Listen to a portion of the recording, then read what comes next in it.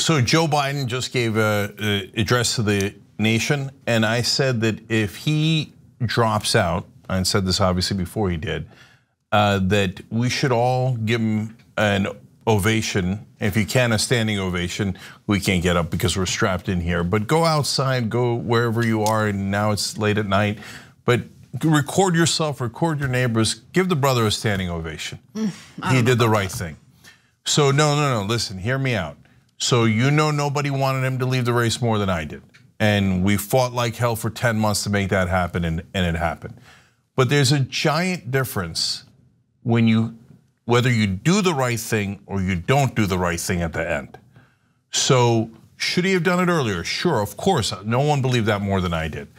But when push came to shove, Donald Trump would not let go of power, even when he lost an election and it was over. He did a fake elector scheme, which I think was a coup against America. Joe Biden, yes, he was tested, and yes, it seemed like for a long time he wasn't gonna pass that test, but he did. With enough time left, he left the race and he let go of power. And so he mentioned there, country's much more important than personal ambition. And again, if you were frustrated as I was that it took a long time to get there, but the bottom line, brothers and sisters, is he got there. And this felt like, and you look at the speech, and I'm just trying to be positive here, but even the speech confirms that it was the right decision. It felt a little bit like House of Dragons, I think Viserys Targaryen handing it off to his daughter, but in this case, the vice president. And you could tell, he should have. And thank you for doing that. Thank you as a nation and as a party and as average American voters for stepping it down, stepping aside, putting your ego aside. I know that there was a lot of pressure to do that. I'm not at all naive about that. I'm one of the people who created that pressure. But at the end, when you do the right thing, when it matters most, you gotta give credit. So credit where credit is due. Thank you, President Biden. So I'll play bad cop because regardless of Biden making the right decision in the final hour, I can't ever stand up and applaud a guy who aided and abetted the slaughter that's currently taking place in Gaza right now. So good that Biden finally realized that he's actually sacrificing the Democratic Party, leading to division within the Democratic Party by refusing to drop out of the race. He did so, again, like more than a month after that disastrous debate performance, thus robbing Kamala Harris, who's now the presumptive Democratic nominee, incredibly important and precious time to campaign, to fundraise, to do what's necessary to beat their political opponent, Donald Trump. And so, yes, I get it. I understand that urge, and you're not doing this, Cenk, to be fair. I understand that urge to engage in what we're seeing all over social media with all of these lawmakers, on their hands and knees, like praying to Joe Biden, making him out to be some sort of messiah. I refuse to engage in that. He did the right thing late, if you ask me, but that also doesn't erase the horrific policies that he was willing to co-sign before he dropped out of the race, before that disastrous debate performance. All of that stuff still exists. A few important things to point out about the speech. He made clear that he is not going to resign as president. You've had Republican lawmakers urging him to resign, arguing that, well, if he can't run a campaign, well, then he shouldn't be running the country. That's a little different, right? Running a campaign, attempting to win as president or re-election as president would mean that he thinks that he could serve another 4 years. Clearly, Joe Biden can't. He also said something that I do agree with, which is he needed to drop out and unify his party, the Democratic Party. And that clearly has happened. So he gets credit for that. He also took credit for a bunch of policies that he didn't actually accomplish, including lowering prescription drug prices. But look, I get it. He wants to go out with a bang. He wants to go out by bragging about what he allegedly accomplished during his presidency. It is what it is. But I would never stand up and give him a standing ovation. Yeah, but Anna, so look, you don't have to convince me of the downsides of Joe Biden.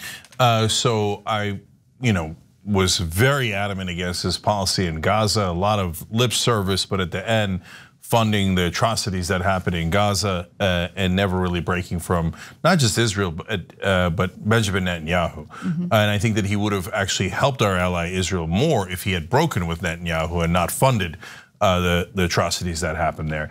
I think that people pretend he's FDR 2.0 and as if he was enormously progressive and got his whole agenda passed. No, he got about 15% of his agenda passed, and of that, the great majority was money going to corporations first, and then eventually we hope a little bit to the American people. But he had good positive things that others were not able to accomplish: climate change legislation, 15% minimum tax on corporations. We've talked about the upsides and the downsides. So I'm not here to rewrite history and tell you he was God's gift to populism and the average American, etc., as a lot of Democratic propagandists does.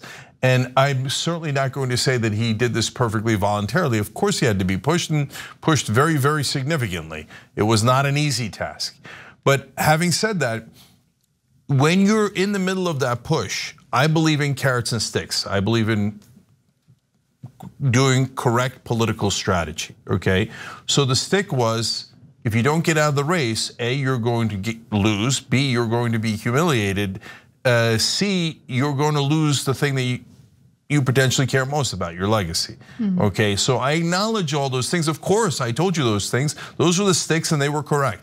The carrot was, but if you do drop out, the deal is bygones be bygones. And so I'm delivering on that deal here. It is bygones be bygones.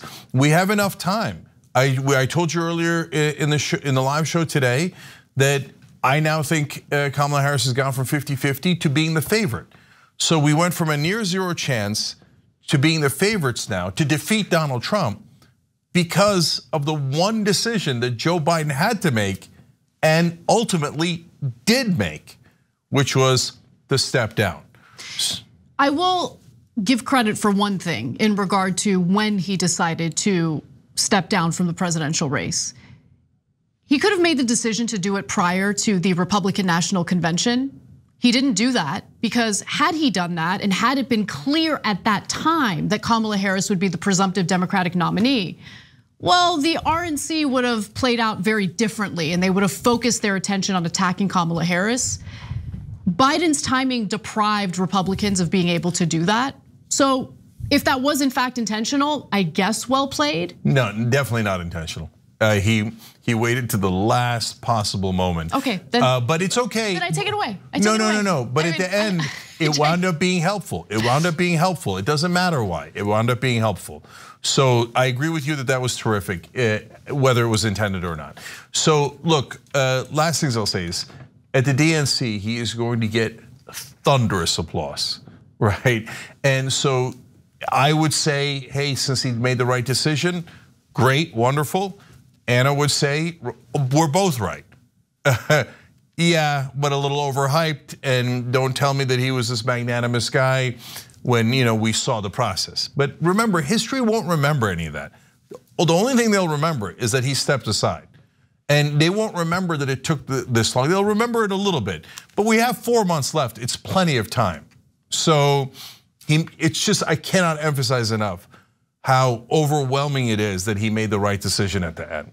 So because it goes from Trump's gonna be president and God knows what happens, to now Trump is likely to not be president. It's just, that decision could not be larger. I would not say likely. It's now a competitive race as opposed to a race that was not at all competitive when Biden was running against Donald Trump. Yeah. Okay. And one other thing I'll note is, look, Nancy Pelosi apparently went to Biden and his staff and said, look, we can do this the easy way, and I'm gonna give you about 3 weeks of the easy way. After that, we could do this the hard way. And Biden made his decision before Nancy Pelosi engaged in the hard way. No, I'm aware of all of that. And so, but I will down credit where credit is due to Nancy Pelosi, a person I've criticized endless times. And I often mocked this whole idea that she was a master legislator. But you know what? When push came to shove and the country was on the line, Nancy Pelosi did a brilliant job of organizing things behind the scenes to get Biden to make the right decision. She also used carrots and sticks. Actually, I think this was her finest hour. I've never seen her do strategy better than this. I agree. And she galvanized others that are so important in the party, like Barack Obama, yes, the donors, unfortunately, and other representatives. She kept people from supporting Biden too enthusiastically, which is their normal inclination. So, and who made a bigger difference than Joe Biden dropping out? Me running a desperate primary against him, you guys doing the petitions, etc. I think you guys made a giant difference. And I talk about how important it was that you tried to make a difference, and it worked. It worked, and now we have hope. And you were right. But our job is to be honest. Nancy Pelosi made a much larger difference. And so Pelosi had as big a hand in this as anyone. And I don't say that in a negative light. I say it in an enormously positive light, because she normally sticks with the establishment and she normally would have circled the wagons. But seeing that reality that they were going to lose, and that they were going to lose the House as well, that she cares so much about, she rallied the troops to do the right thing when it's easier for us, we're on the outside, when it was very difficult for her on the inside. Also give credit to Barack Obama, David Axelrod, James Carville, Ezra Klein, Nate Silver, Charlemagne the God, Jon Stewart, all these people who were instrumental in making the push. And then finally, of course, to Joe Biden for at least getting there. And again, one last time, Scranton, he gives that speech, and I've told you guys 100 times, come on, Joe, you've been in Washington for the last 50, 60 years. This whole play, this theater of how you're regular Joe from Scranton, I just never found it to be credible. But tonight, as he's stepping down and passing the torch, as he said, when he talked about his roots all the way in the beginning and how he was a little kid in Scranton, and it's true, he was not born into a rich family. He was not born into a powerful or connected family. And for that little kid to be behind the Resolute desk, for the first time, that landed for me. And it landed for me because he was being magnanimous and he was doing the right thing. So when you do that, then I say, attaboy, Joe, and thank you for doing what you did. I thank you on behalf of the voters, the average Americans, the Democratic Party, and the country.